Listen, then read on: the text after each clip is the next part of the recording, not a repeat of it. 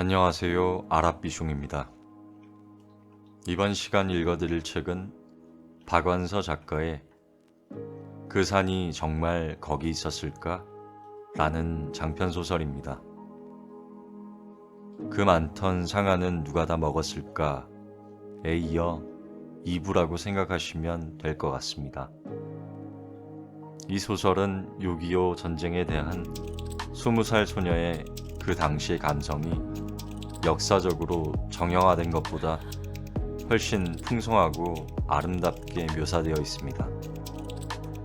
아주 힘든 시기를 작가는 새롭고 아름다운 역설적인 공간으로 탄생시킵니다. 이는 오늘날 현대인들에게 시사하는 바가 많습니다. 또한 이 소설은 오빠와 할아버지로부터의 기존 북권 문화에 대한 여성 해방적인 주제를 담고 있습니다. 감사합니다.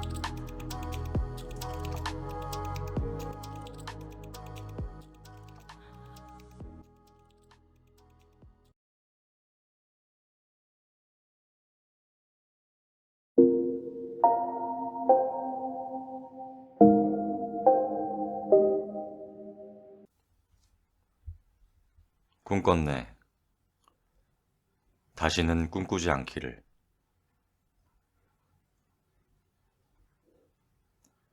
안방에선 올케가 오빠 다리의 총구멍에 심을 갈아 끼우고 있었다. 종아리는 바싹 말랐는데 총구멍은 생생하고도 깊었다. 심으로 박은 1cm 넓이의 가재는 그 안에서 서리서리 끝도 없이 풀려나왔고 새것을 집어넣을 때도 꾸역꾸역 한없이 들어가는 것 같았다. 지켜보는 동안에 숨막히는 고통 때문에 더욱 그러했을 것이다. 저 구멍이 차라리 심장을 관통했더라면 하는 생각을 안 하기가 그렇게 힘들었다. 그 생각은 뜨겁고도 오싹했다.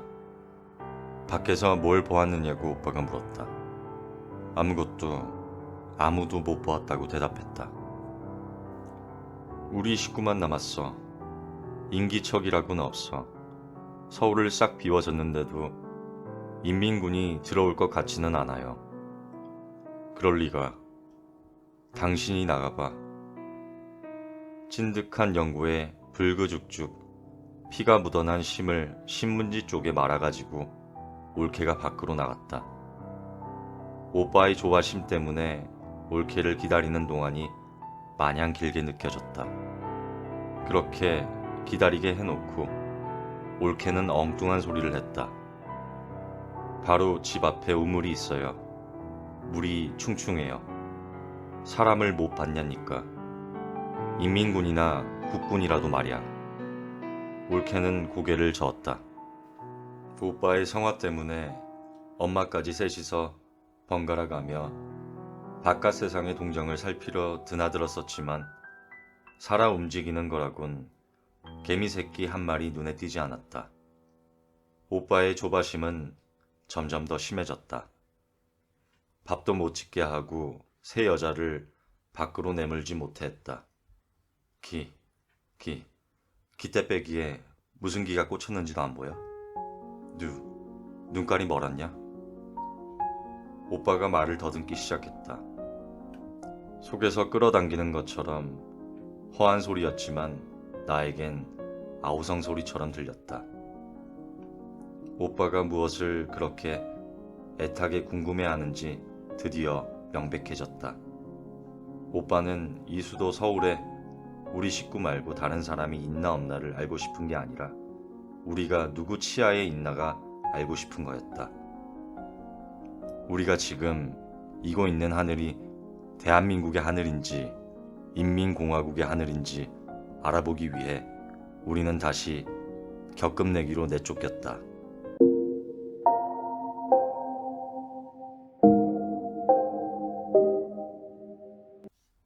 기떼빼기가 솟아있는 건물은 형무소 말고도 몇 군데 더 있었지만 아무것도 나부끼고 있지 않았다.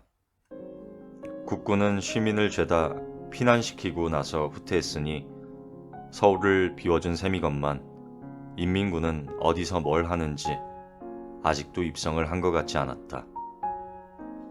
그럼 지금 서울은 진공 상태인가? 이데올로기의 진공 상태. 좌익에도 못 붙고 우익에도 못 붙고 좌익한테도 밉보이고 우익한테도 밉보이고 순전히 그 틈바구니에서 허우적대다 이 지경이 된 오빠에게 이데올로기의 억압이 전혀 존재하지 않는 세상이야말로 황홀경이 되어야 마땅하지 않을까. 그러나 오빠는 그 황홀경을 빨갱이로 몰리는 것보다 더 무서워하고 있었다. 사색이 되어 좌불안석, 시시각각 언어 능력조차 퇴화해 가고 있는 오빠를 지켜보면서 황홀경이란 환각처럼 미처 잡을 새도 없이 스쳐 지나가야 하거늘 하루씩은 너무 길다고 생각했다. 집 앞의 우물은 정말 물이 충충했다. 원통형 내벽에 성애가 허옇게 쓸어 있는 게 청정하고 신성한 느낌마저 들었다. 두레박줄이 걸려있는 우물 둘레는 내 가슴까지 차는 시멘트 녹광이었다. 충충한 수면에 비친 내 모습이 너무 선명해서 나는 번번이 깜짝 놀라곤 했다. 어느 쪽에도 속하지 않는 세상도 있을 수 있다는 것을 한 번이라도 상상해 본 적이 있었던가. 나 역시 무서워하고 있다는 걸 우물 속의 내 모습은 부정할 도리 없이 빤히 비춰주고 있었다. 말을 안 더듬는다고 해서 안 무서워하고 있다는 것은 아니었다. 저녁 때까지 우리 식구는 아무것도 먹지 못했다. 오빠가 굴뚝에 연기 난다고 불도 못 대게 해서 이불들을 들쓰고 엎드려 있었다. 다행히 부엌에 뜬숯도 있고 찬밥도 있었다. 어둡기 전에 올케는 풍로에 숯불을 피우고 얼어 터져서 순백의 라일락꽃처럼 몽실몽실 피어난 쌀밥을 끓였다.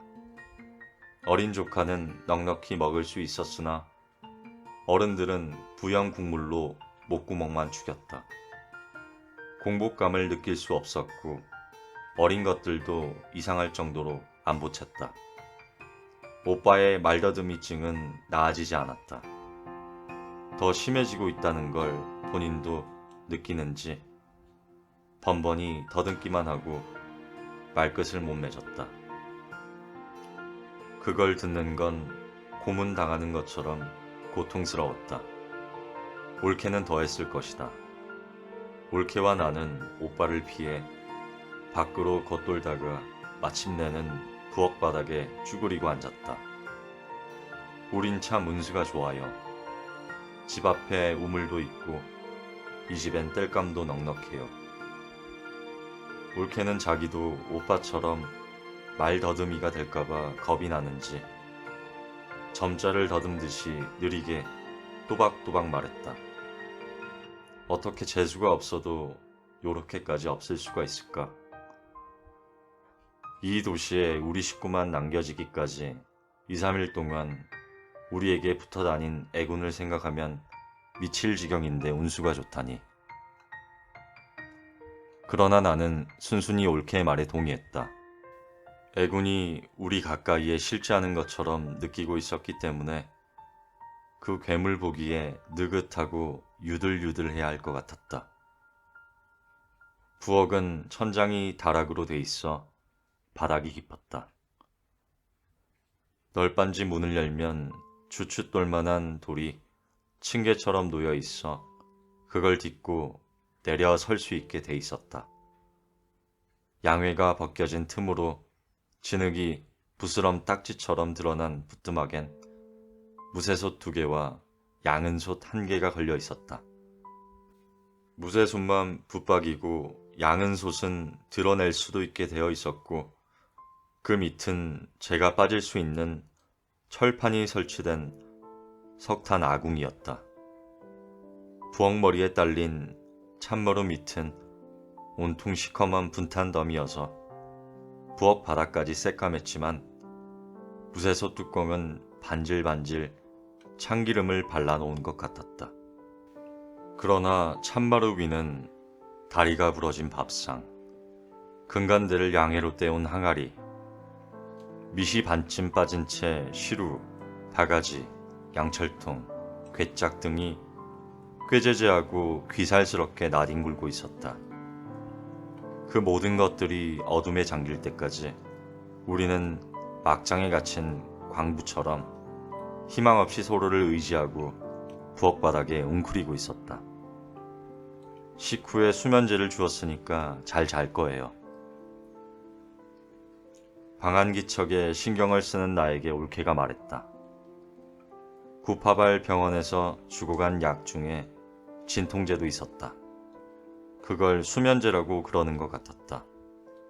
푹 자고 나면 좀 나아질 거예요. 나는 짐짓 명랑한 목소리로 올케를 위로했다. 전선은 지금 어디쯤 있는 걸까요? 올케가 한숨처럼 말했다. 올케도 지금 우리가 누구 치아에 있는지 그게 확실하지 않은 게 가장 답답한 모양이었다. 전선은 도대체 어떻게 생긴 금일까? 불구대천의 원수끼리 서로 필살의 총구를 겨누고 마주 대치한 한가운데 있는 보이지 않는 선을 돌파하기란 온몸이 총구멍이 되지 않고는 불가능한 일이다. 그러나 오빠는 그걸 해냈다. 의용군으로 나갔다가 국군 지역으로 돌아왔다면 어디서고 한 번은 그 금을 넘었을 것이다. 제가 무슨 불사신이라고. 그가 만신창이가 돼서 돌아온 건 당연하다. 오빠의 다리에 뒤늦게 입은 총상은 그 상징에 불과하다. 나는 오빠에 대한 헤어날 길 없는 육친애와 산 사람이 죽은 사람에게나 느낄 것 같은 차디찬 혐오감이 겹쳐 우환이 있을 때처럼 불안하고 불쾌했다. 가만, 무슨 소리가 들려요. 아무 말 안 하고 있었는데도 올케는 나를 제지했다. 나는 가만 쉬고 있던 숨을 들이마시고 귀를 기울였다. 포성과 정찰기의 음흉한 저음은 새삼스러울 것도 없었다. 그건 우리가 온종일 못 견디어 한 정적의 일부일 뿐 인기척은 아니었다. 올케가 일어나섰다. 나도 따라서 일어섰다. 우리는 대문을 소리 안 나게 열고 문 밖으로 나왔다. 올케가 전쟁의 소음 속에서 가려낸 인기척이 나한테도 어렴풋이 잡혔다. 우리는 마음과 발밑의 불안 때문에 서로 한 덩어리처럼 의지해 가면서 사람들의 웅성거림이 들리는 전차 종점 쪽으로 내려왔다. 그리고 우리는 보았다.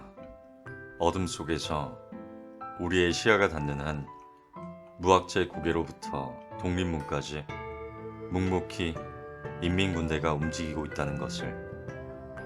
앞세운 탱크도 깃발도 군가도 없이, 무엇을 신었는지 군화 소리도 없이, 마치 무학재 고개 너머의 깊이 모를 어둠 속에서 풀려나오듯이 한없이 우울하고 조용하게 입성을 하고 있었다. 각자 뭔가 잔뜩 쥐고 매고 있었는데도 그 너무도 조용함 때문에 무장을 하고 있는지조차 의심스러웠다. 지난 여름 탱크를 앞세우고 미아리 고개를 넘어오던 인민군과 같은 군대라는 게 믿어지지 않았다. 입성을 한다기보다 야음을 틈타 침투하는 것처럼 숨죽인 행렬이 마냥 이어졌다. 두루 뭉술해 보일 정도로 솜을 많이 두고 굵게 누빈 군복도 인민군다운 살기등등함을 지우기에 충분했다. 혹시 중공군일지도 모른다는 생각이 들었다. 인해 전술이라는 말에 딱 들어맞는 막강하다기보다는 막막한 병력이었다.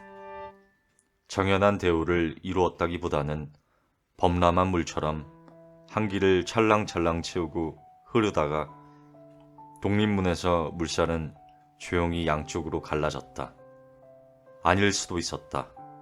중공군은 꽹가리를 쳐 사기를 북돋으며 아이들과 부녀자를 닥치는 대로 살상하고 욕보인다고 들었는데 그럴 것 같지는 않았다.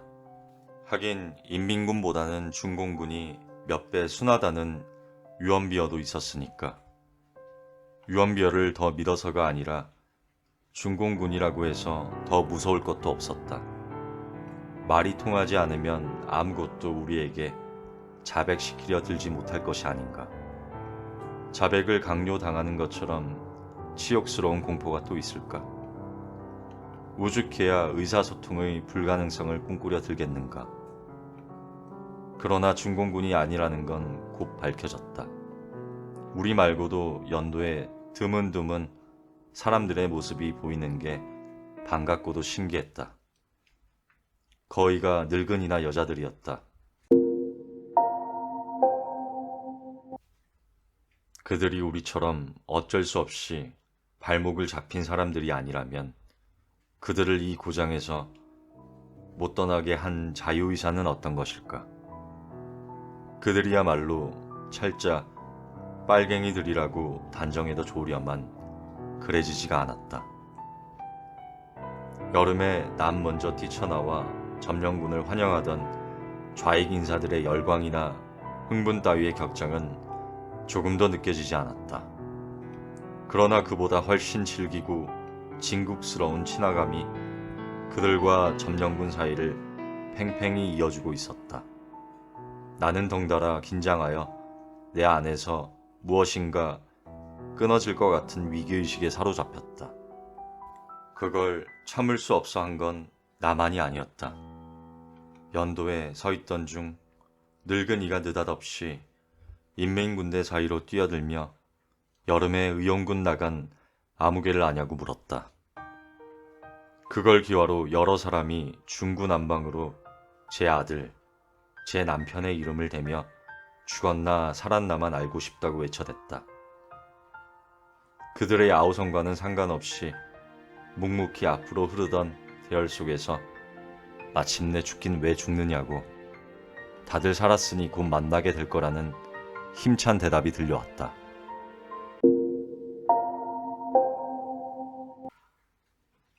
그 말은 우리말이었고 표준말에 가까웠고 과장된 씩씩한 끝에는 연민의 정 같은 게 길게 여운처럼 나왔다. 아우성치던 이들은 그 말 한마디에 칩칩하게 엉겨붙느라 저희들끼리 그 자리에서 한패가 돼가고 있다는 게 눈에 보이는 듯했다. 올케와 나는 도망치듯 그 자리를 피했다. 기분이 고약했다. 죄책감 같기도 하고 소외감 같기도 했다. 차라리 그들을 부러워하고 있을지도 모른다는 생각을 드러내게 될까봐 우리는 집으로 돌아올 때까지 한마디도 하지 않았다. 그들에겐 그래도 희망이라고 부를 만한 것이 남아있지만 우리 식구에겐 그게 없었다. 엄마도 남아서 그들처럼 하려고 나만 피난을 보내려고 했을 것이다. 그러나 엄마가 미처 그렇게 하기 전에 엄마의 아들은 효자답게 살아서 돌아와 지금 엄마의 품 안에 있다. 그래서 엄마는 지금 저들보다 행복할까? 엄마가 행복하건 말건 그건 나와는 상관없는 일이다. 나에게 중요한 건 내가 여기 남아있다는 사실이다. 나는 그게 참을 수 없이 분하고 억울했다.